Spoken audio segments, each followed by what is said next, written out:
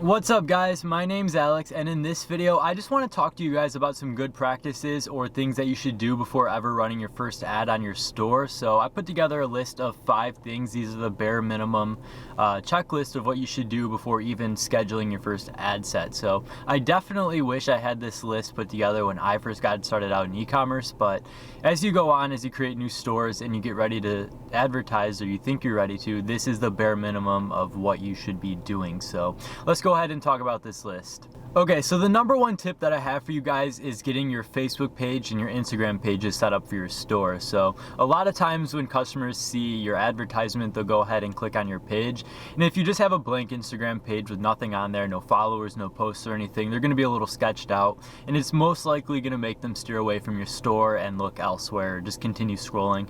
Same thing with Facebook.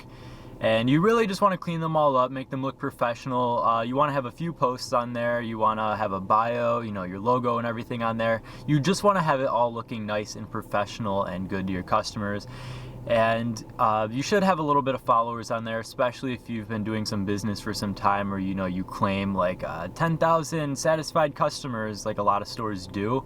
You're gonna want to have the followers and everything to back that up and to match it. I don't exactly recommend going out and buying followers, but setting your page up, using the right hashtags, creating a ton of content, and just keeping it all clean and professional will do you good.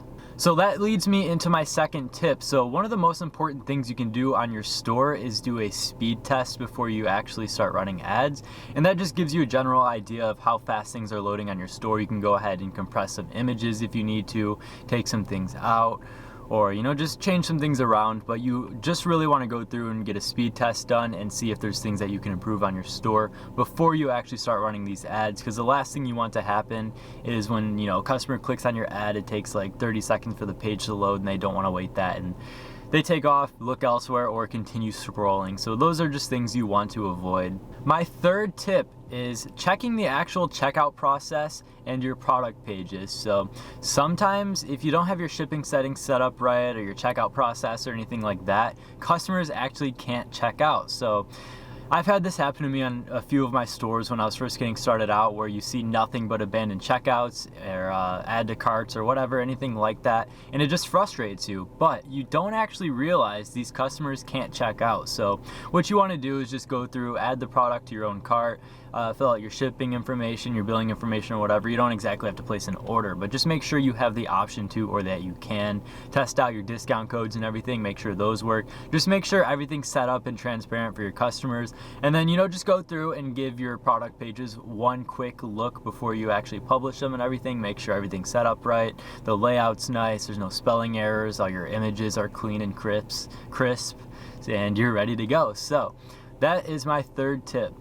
And that leads me into my fourth tip, and that's getting your abandoned cart sequence and all that set up and everything going on there. So your abandoned carts can be one of the most important revenue sources on your store, and you just want to make sure those are set up correctly and everything's good to go with that. So you can set it up on your Shopify dashboard and just have the normal emails going through. You have a little bit of customization on there, or you can also download some apps that have that all set up for you. A lot of them have paid plans, but a lot of them will pay for themselves because of all the features involved with that. So I usually use Klaviyo. I have a 3-sequence setup after, I don't exactly know the amount of hours and everything I have it set up. I will make a video in the future about getting your abandoned cart email set up, because that's such an important topic, but I'll leave it with that. I have the 3 emails going through offering discount codes and just reminding people that they left their item in their cart. So like I said, that's one of the most important revenue sources for your store, and it can bring in a ton of additional revenue that you would be missing out on.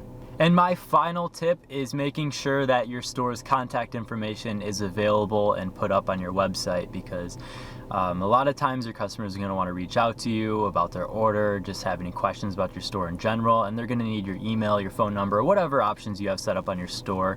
And a lot of advertising platforms as well require this. Like, I've gotten a store banned on Google Ads before by not having 2 forms of contact available on my store. So that's one thing you always want to do. I'm not sure these specific policies with each platform.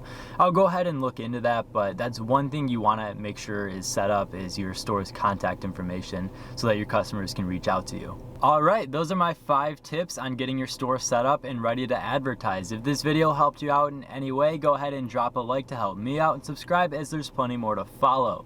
I have 2 ecom resources linked in the description below. You're welcome to check out either one of those. The first one being an Instagram page with tons of useful resources and content on there, and the second one being a free Facebook group that you guys are welcome to join.